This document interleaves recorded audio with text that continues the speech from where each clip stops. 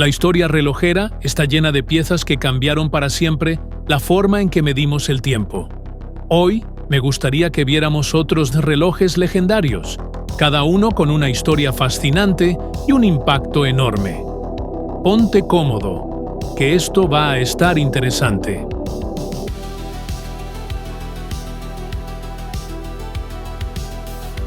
Para entender por qué el Universal Genève 3 Compacts es un reloj tan venerado, hay que situarse en la Suiza de 1944, en plena Segunda Guerra Mundial.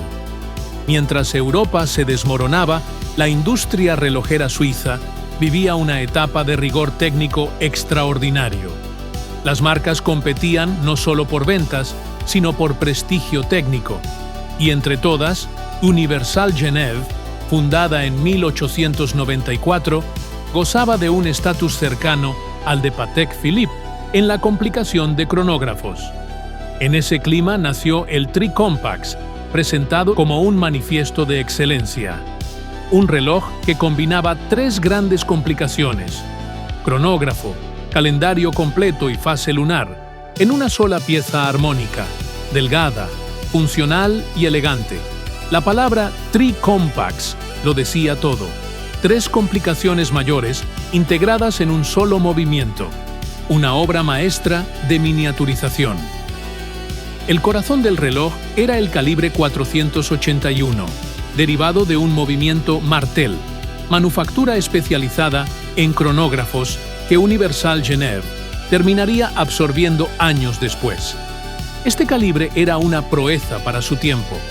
Layout clásico de cronógrafo con tres subesferas. Calendario triple, fecha, día y mes. Fase lunar a las 12 o a las 6, según la variante. Un grosor sorprendentemente delgado, que permitía mantener la elegancia típica de los años 40. La fama del 3 Compacts explotó en los años 50 y 60. Lo llevaron personalidades como Harry Truman, presidente de Estados Unidos, quien usó uno durante la conferencia de Potsdam. Actores y artistas que encontraban en él el equilibrio entre elegancia y funcionalidad. Un reloj que influyó en toda una generación. Muchos historiadores sostienen que el 3 Compacts de Universal Genève definió el estándar estético para los cronógrafos de lujo clásicos. Sus proporciones, su disposición de subesferas y su equilibrio visual influirían décadas después en modelos de Omega, Zenith y hasta Patek.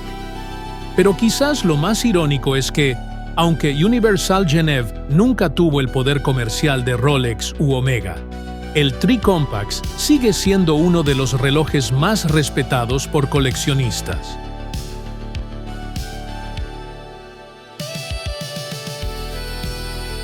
Nos situamos a principios de los años 50, cuando el buceo no solía ser un deporte, sino una misión militar.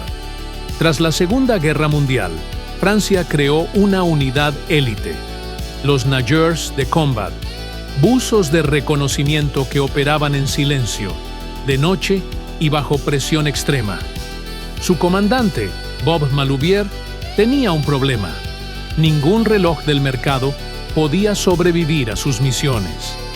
Las cajas no eran herméticas, los biseles no servían para medir el tiempo de inmersión, y la legibilidad bajo el agua era prácticamente nula. Maloubier dibujó entonces un concepto de reloj ideal, un instrumento que tuviera una caja completamente sellada, un bisel giratorio que solo se moviera en una dirección, una carátula enorme, negra y legible incluso en aguas turbias. Resistencia mínima de 50 brazas, de ahí 50 Fathoms. La mayoría de las marcas lo rechazaron. Pero no Blancpain. Jean-Jacques Fichter, su director y apasionado buzo amateur, entendió la urgencia y decidió arriesgarse. Él mismo ya estaba experimentando con relojería sumergible. Incluso había sufrido un accidente bajo el agua por no poder controlar su tiempo de inmersión. Así que este proyecto era personal. El resultado fue un reloj que no solo cumplió con los requisitos militares, sino que inventó un nuevo género, el reloj de buceo moderno. Con su bisel unidireccional, idea revolucionaria para evitar errores letales, su luminiscencia agresiva y su resistencia certificada, el 50 Fathoms se convirtió rápidamente en equipo estándar para fuerzas especiales de Francia, Alemania, Israel y Estados Unidos. Incluso Jacques Cousteau, antes de usar el mítico Rolex Submariner, lo utilizó en el documental El mundo del silencio, ganador de la Palma de Oro en Cannes, lo que lo volvió mundialmente famoso.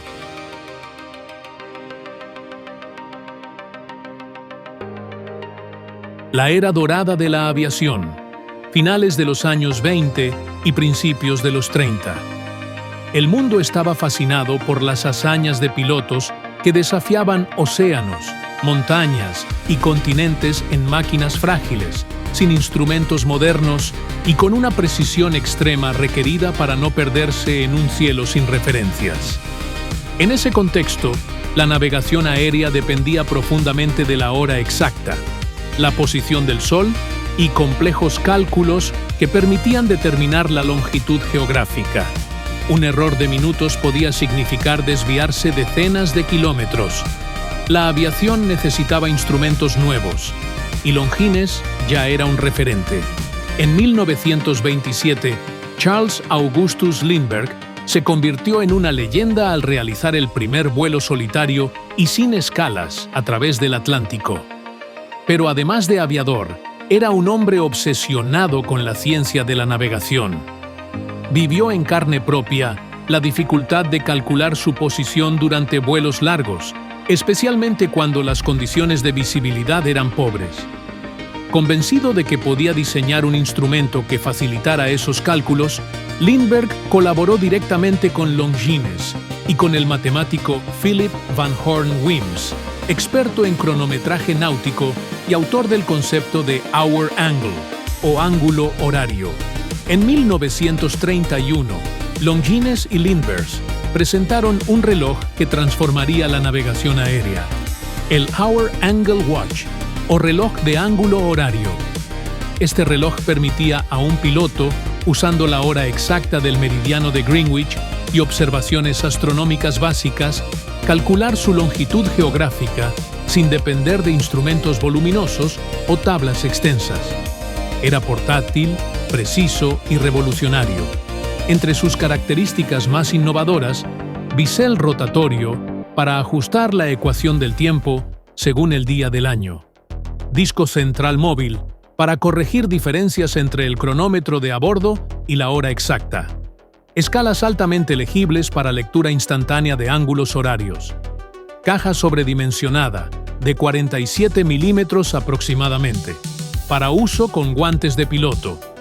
Ligereza y exactitud, gracias al calibre Longines 18.69 N, uno de los mejores movimientos de la época. Este reloj no solo ofrecía la hora, ofrecía una posición en el planeta. Era un instrumento de supervivencia. El Hour Angle no fue un accesorio comercial, sino un instrumento profesional adoptado por pilotos de vuelos transoceánicos, equipos de exploración aérea en el Ártico y la Antártida, escuelas de navegación astronómica, aviadores militares. En revistas como Aerial Age Weekly y Popular Mechanics se le describía como la herramienta más precisa jamás inventada para la navegación aérea portátil. Lo notable es que el Hour Angle no vivió solo del nombre de Lindbergh. Su diseño era tan ingenioso que se convirtió en un estándar académico. Incluso hoy, casi un siglo después, sigue funcionando exactamente según los principios astronómicos para los que fue creado.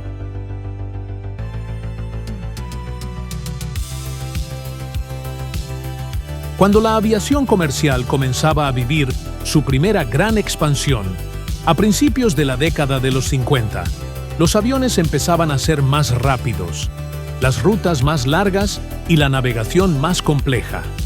En ese mundo previo a las cabinas digitales, la vida del piloto dependía de herramientas analógicas de cálculo, reglas de vuelo, tablas y, sobre todo, Computadoras circulares tipo E6B, esenciales para convertir millas náuticas, calcular consumo de combustible, corregir vientos cruzados y ajustar velocidades aéreas.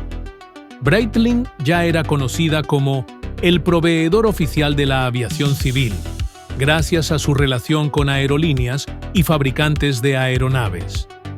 La marca tenía una reputación impecable desde los años 30 por su dominio del cronógrafo. Y fue justamente en ese contexto cuando decidió crear una herramienta que reemplazara varias de las reglas de cálculo del piloto, directamente en la muñeca.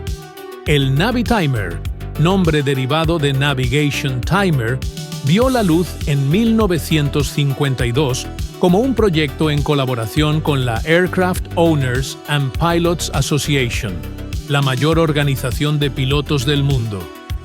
El corazón del Navitimer era su regla de cálculo circular integrada, una mini E6B en el bisel, que permitía realizar operaciones esenciales en pleno vuelo como conversión de millas náuticas a kilómetros, cálculo de razón de ascenso y descenso, consumo de combustible por hora, velocidad del viento, velocidad terrestre estimada, multiplicaciones y divisiones complejas sin necesidad de tablas.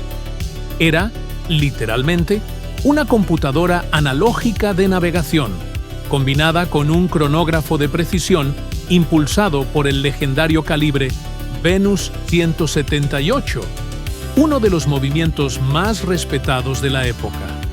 El Navitimer no fue un reloj comercial cualquiera, era un instrumento profesional. Aunque el Omega Speedmaster conquistó la Luna, el Navitimer fue protagonista de otra hazaña. En 1962, Scott Carpenter, astronauta del proyecto Mercury, usó un Navitimer Cosmonaute, una versión adaptada a 24 horas para distinguir día y noche en órbita. Esto convirtió al Navitimer en el primer reloj suizo en el espacio.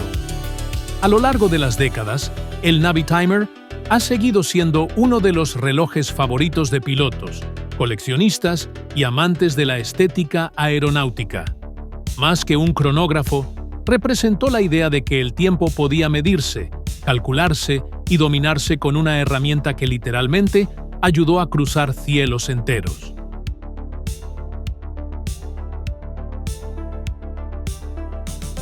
Si el Speedmaster representa la aventura y el Seamaster la robustez deportiva, el Omega Constellation representa algo distinto: la obsesión de Omega por la precisión, presentada en un diseño elegante, sofisticado y atemporal.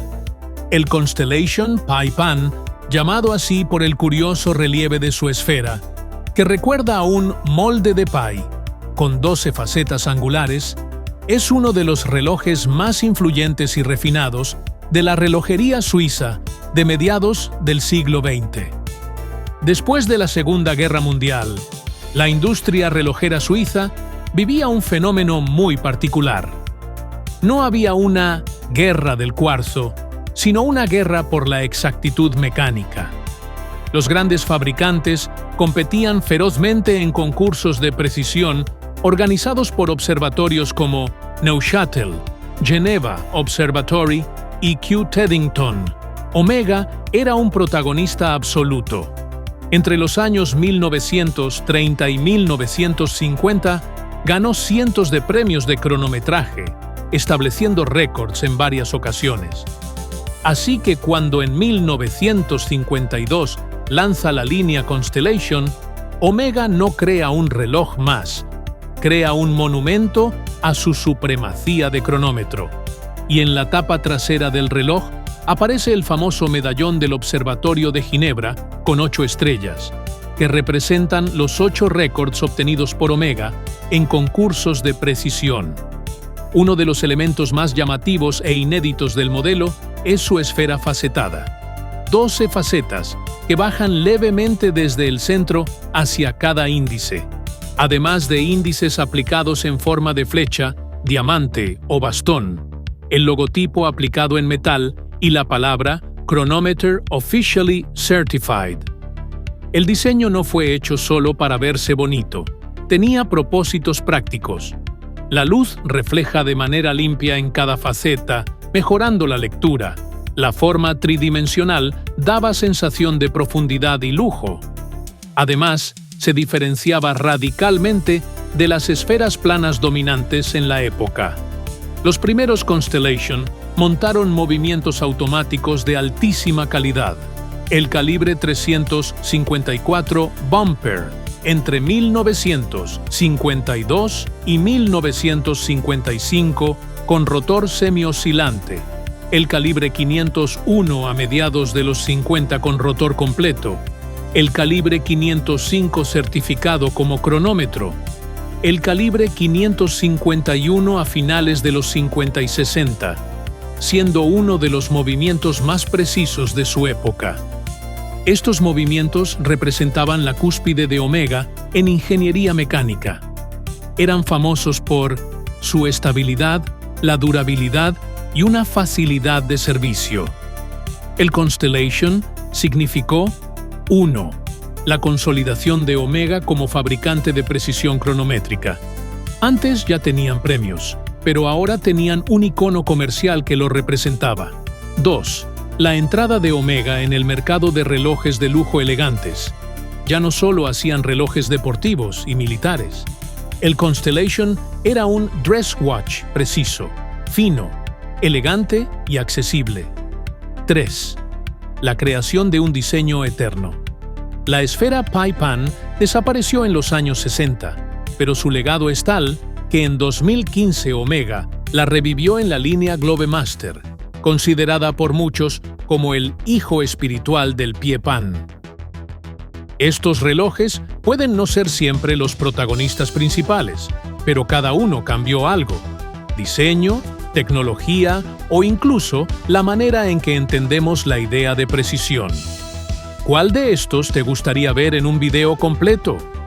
Escríbelo abajo en los comentarios. Y nos vemos en el siguiente episodio.